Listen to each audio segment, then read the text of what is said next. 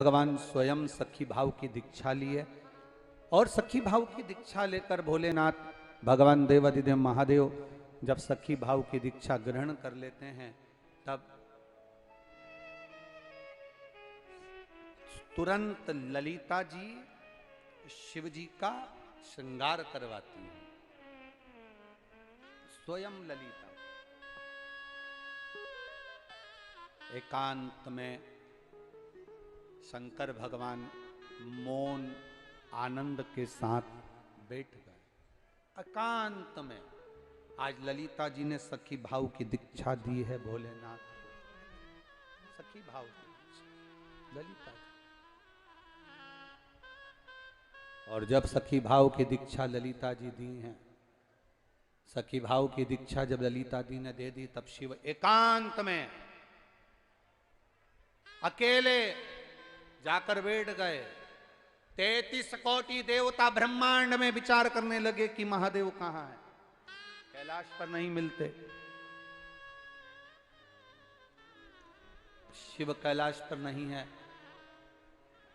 काशी में भी नहीं, केदार में भी नहीं, उज्जैनी भी नहीं। गए कहां? ढूंढ रहे। क्या देखा? ब्रज की रज में एकांत में जाकर बैठ गए। एकांत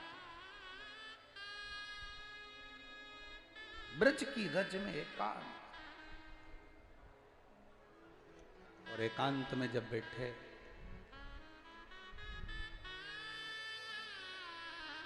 इंद्र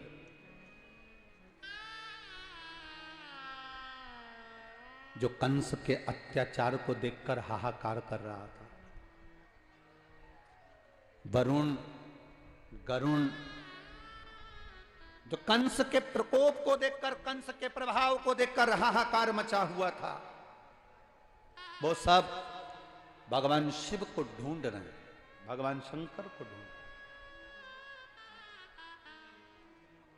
अब शंकर तो एकांत में बैठे, एकांतेश्वर महादेव बनकर ब्रज की रज में मौन स्थिर चुप शिव की आराधना में लगे हुए थे।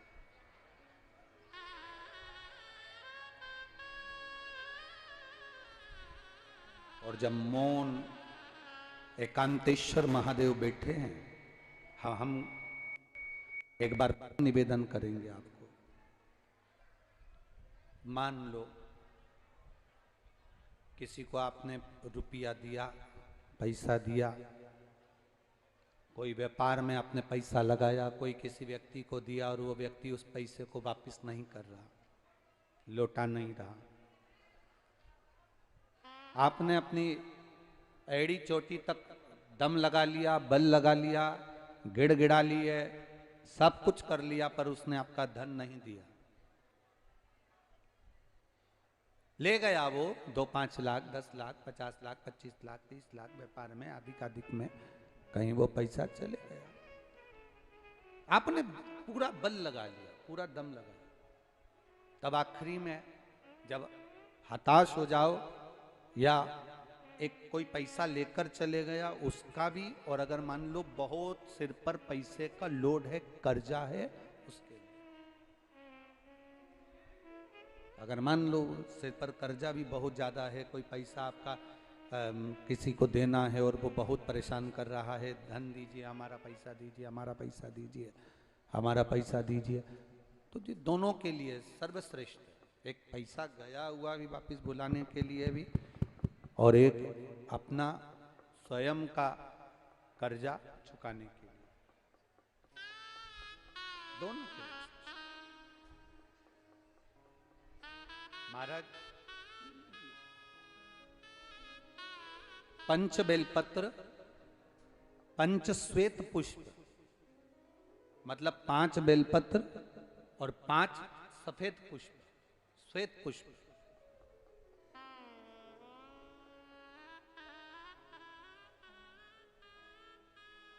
पंच हराद्री अक्षत, मतलब 5 चावल के दाने हल्दी में भींगे हुए, पंच बेलपत्र पंच पुष्प और 5 हल्दी में भींगे हुए अक्षत के दाने। महाराज एकांतेश्वर महादेव, एकांत में कोई शिवलिंग हो तो, और अगर एकांत में शिवलिंग ना मिले और कोई शिवरात्रि आपके मध्य में आ रही हो, महाराज हर महीने शिवरात्रि आती है और महीने की शिवरात्रि पड़ रही हो और आपको एकांतेश्वर शिवलिंग भी नहीं मिल रहा, एकांत का कोई शिवलिंग नहीं मिल रहा, तो एकांत में कहीं जाकर एकांत के अंदर किसी मिट्टी का ही शिवलिंग का निर्माण कर कर ये 5 बेलपत्र, 5 श्वेत पुष्प, 5 हल्दी के चावल बाबा को अभिषेक पूजन करने के बाद धीरे धीरे समर्पित करें। क्रम क्या है? पहले हल्दी का चावल चढ़ेगा, फिर श्वेत पुष्प चढ़ेगा, उसके बाद में बेलपत्र चढ़ेगा। 5 एक साथ नहीं चढ़ेगा, हल्दी का चावल भी चढ़ेगा तो एक एक कर चढ़ेगा, और श्वेत पुष्प भी चढ़ेगा तो एक एक कर चढ़ेगा, और बेलपत्र भी चढ़ेगी तो एक एक कर चढ़ेगी। और जिससे हमें धन लेना है, जो लेकर चला गया, नहीं ला कर दे रहा, जो नहीं ला कर दे रहा, जिससे हमें धन लेना है, पैसा लेना, वो नहीं दे रहा, उसका स्मरण कर कर कितना है क्या है वो आप भावा से प्रार्थना कर दो। जब हल्दी का चावल चढ़ाएं तब आप श्वेत पुष्प समर्पित करें तब, और बेलपत्र समर्पित करें तब। या हमारे माथे पर कर्जा है वो चूके, उसके लिए भी आप बाबा से प्रार्थना करें। एक अक्षत, एक पुष्प, एक बेलपत्र अपने झोली में बांध कर लाएं। बाकी का अगर आप एकांतेश्वर महादेव पर कर रहे हैं तो वैसा की वैसी रहने दें, और अगर शिवलिंग बनाकर पूजन कर रहे हैं पार्थिव, तो उस शिवलिंग का थोड़ी देर बाद विसर्जन भी कर दें। अगर पार्थिव शिवलिंग बनाकर कर रहे हैं एकांत में, एकांतेश्वर महादेव का शिवलिंग का निर्माण कर रहे हैं, तो फिर उसका विसर्जन करें। और अगर कहीं एकांत में शिवलिंग पहले से है तो आपको विसर्जन करने की जरूरत नहीं, आप चढ़ाकर बड़े प्रेम से प्रार्थना कर वापस। एकांतेश्वर शिवलिंग एक ऐसा होता है जो हमको बहुत सुख का अनुभव कराता है, बहुत सुख।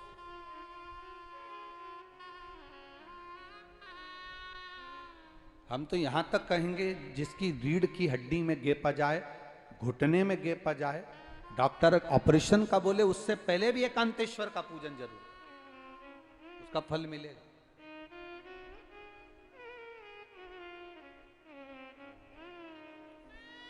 एकांतेश्वर महादेव सुख प्रदान करते हैं, आनंद देते हैं। बोले एकांतेश्वर महादेव की, वो सुख का अनुभव करा देते। रावण क्या करता था? रावण की लंका में जहां रावण भगवान शंकर की आराधना करता था, वहां रावण के पास एक शिवलिंग था जिसकी वो आराधना करता था, पूजन करता था, अर्चना करता था। और लंकाधिपति रावण जब कहीं थोड़ा भी उसके मन में भाव उत्पन्न होता था कि मुझे ये चाहिए, मुझे ये सुख मिलना चाहिए, मुझे ये आनंद मिलना चाहिए, मुझे ये रसतत्व प्राप्त होना चाहिए, तब रावण समुद्र के तट पर चला जाता था, अकेला एकांत में कहीं चला जाता था, एकांत में कोई गुफा में, कोई समुद्र तट पर कहीं एकांत में पहुंचकर भगवान शंकर के बालू के शिवलिंग का निर्माण कर पूजन करा करता।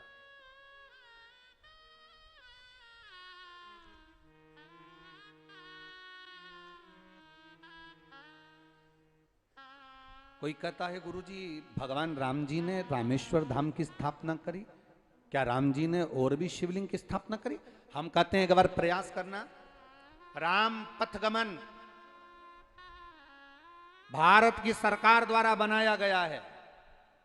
राम पथगमन जब भारत की सरकार द्वारा बनाया जा रहा है तो एक बार प्रयास करना कि राम पथगमन पर तुम अपनी गाड़ी लेकर जाना, जहां जहां से राम पैदल वन से घूमते हुए लंका तक गए हैं, उस राम पथगमन रास्ते पर तुम जाकर देखना, जितने राम जी के मंदिर नहीं मिलेंगे उससे ज्यादा भोलेनाथ के मंदिर मिलेंगे। राम जहां रुकते थे वहां शंकर भगवान के शिवलिंग का पूजन करते थे।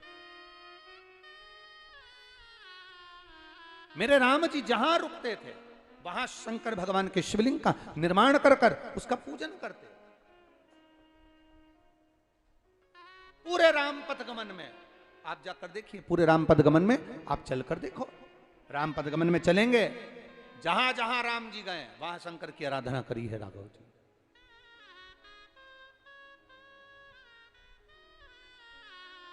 जब आप लोग कार्तिक के महीने की कथा 21 नवंबर से 25 नवंबर नासिक में 5 दिन की जब शिव महापुराण की कथा पंचवटी में आप सुने, भगवान राम की पवित्र भूमि पर, भगवान त्र्यंबकेश्वर महादेव की पवित्र भूमि पर जब नासिक में 21 नवंबर से 25 नवंबर तक इसी महीने में जब 5 दिन की शिव महापुराण की कथा नासिक में सुने, तब आप उसमें स्मरण करेंगे कि पंचवटी में, नासिक में, वन क्षेत्र में भगवान राम ने शंकर जी की कितनी जगह स्थापना करी, कितनी जगह राम एकांत में बैठते थे और भगवान शंकर की आराधना कर कर भगवान शिव की अर्चना में डूब जाते थे। मेरे भगवान कृष्ण जब जब मेरे भगवान कृष्ण के हृदय में लगता था कि क्या करूं, तब भगवान कृष्ण शिव की आराधना में डूब जाते थे। शिव एकांत में बैठ गए, देवता सब आए, प्रार्थना करिए, बाबा कुछ करिए। भगवान कहते हैं क्या चाहते हो, बस इस कंस का वध होना चाहिए। भगवान ने कहा चिंता न करिए, एक बार मैं कृष्ण का और कृष्ण मेरे हो जाएं। संग भगवान कृष्ण के पास में बल तो बहुत है, पर छल बल दोनों ही प्रदान करना है। मैं स्वयं रास मंडली में जाऊंगा। सुंदर भाव से भगवान शंकर कैलाश में चले गए, पार्वती जी से विनय करी।